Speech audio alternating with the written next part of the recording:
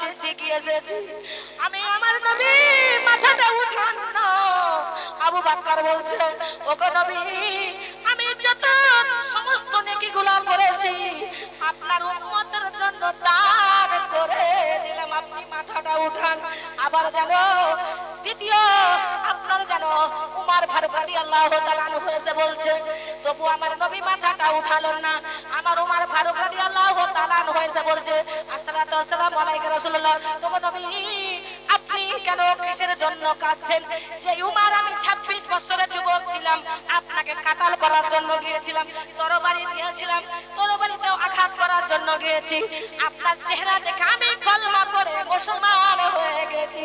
ওগো ওগো নবী মাথাটা উত্তোলন করলেন, আমি জীবনে উমর যত নেকি করেছি আপনার উম্মতের জন্য দান করে দিলাম। আমার চিন্তা করলো আমার নবী মাথা উঠাই না, চিন্তা করলো কি করে যায়, আমার নবী তো মাথা উঠাই না। মা ফাতেমাকে খবর দেওয়া হোক।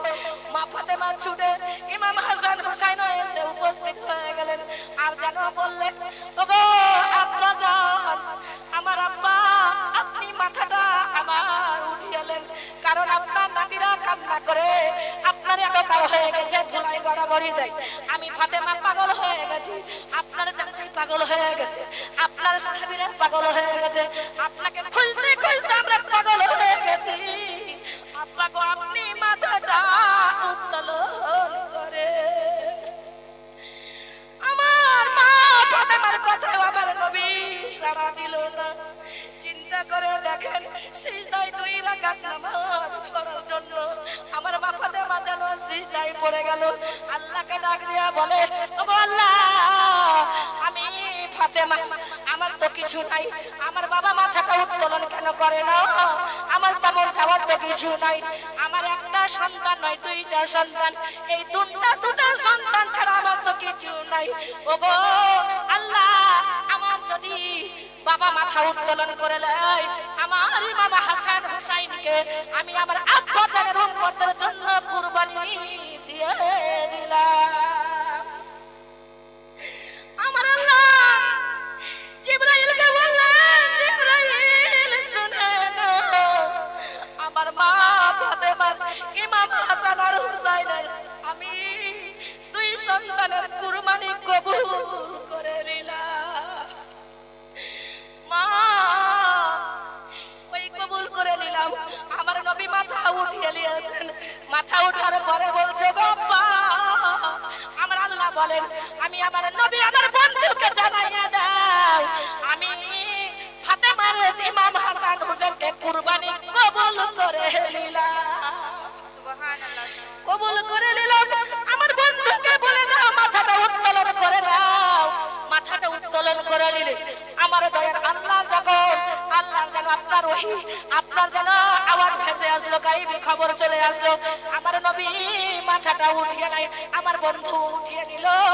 যতক্ষণ পর্যন্ত আমার উম্মতের মায়ায় ইমাম হাসান হুসেনকে কুরবানি কবুল করে নিয়েছি, মাগো ওই আপনার যেন কুরবানিকে কবুল করে নিয়েছে, আমার নবীকে আমার আল্লাহ বলে দিল, তোমার উম্মত যতক্ষণ আমার বন্ধুর উম্মতকে আমি একটাও, আমার বন্ধু যতক্ষণ না আদেশ দিবে আমি তার উম্মতকে একটাও জাহান্নামে দেব না। তো মা যোগ্য মায়ের যোগ্য বেটি প্যান্ডেল ভর্তি হয়ে গেছে আলহামদুলিল্লাহ রাসূলের ঘরের জন্য। মা সেই মা ফাতেমাকে আমরা কেন্দ্র করে ইমাম হাসান হোসেন, মা ফাতেমার 55 জাতের দোহাই মা, একটা মাকে আমি একটা মাকে দেখতে চাই, যোগ্য মায়ের যোগ্য বেটি 55 জাতের।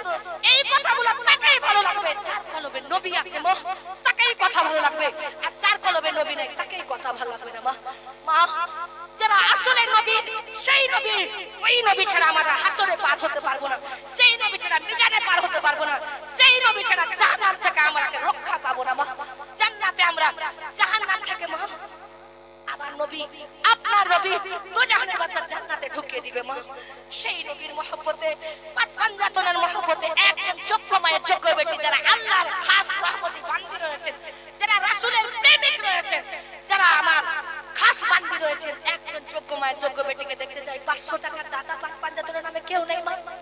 একবার আমার হাতের সঙ্গে হাত মিলান তো মা, যারা আসলে এই নবীর মহব্বতী রয়েছেন। এখানে টাকা নাই তো কি হলো, বাড়িতে বেশি দূর না মা, টাকা আপনারা নিয়ে আসবেন। আমার কাছে খাস করে আমার জন্য চাইনি মা, রাসূলের ঘরের জন্য চেয়েছি। যোগ্য মায়ের যোগ্য বেটি একবার আসেন তো শোনা, আসেন তো শোনা, আসেন।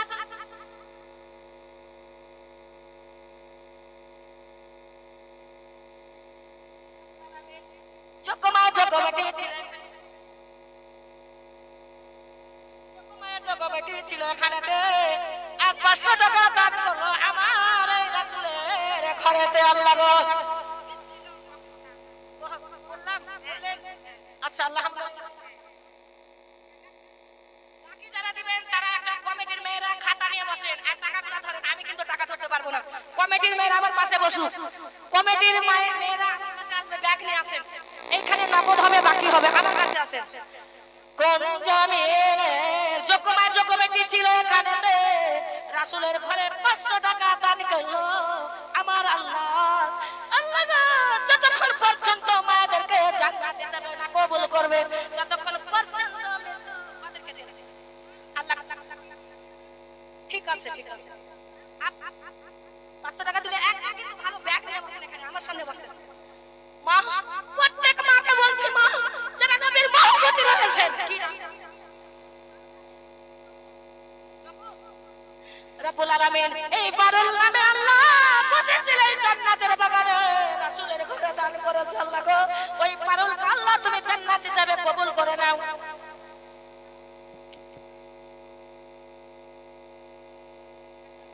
পুরো মা বোনেরা আছে পাবে।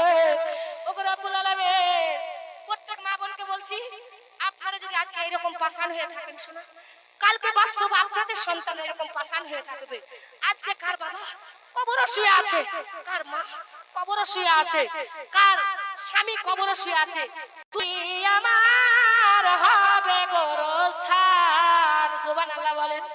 কার যে চোখের পানি আমার পায় যে পরিত্রাণ, কোন জমিনের মাটি আমার হবে গোরস্থান। সুবহানাল্লাহ। তাড়াতাড়ি মা, সময় সংকীর্ণ। আজকে কার যে চোখের পানি আর টান, আমার আল্লাহ যেই দিন মা জাহান্নাম আপনাদের জন্য রেডি হয়ে যাবে, সেই দিন মা আমার এই চোখের পানি আমার আল্লাহ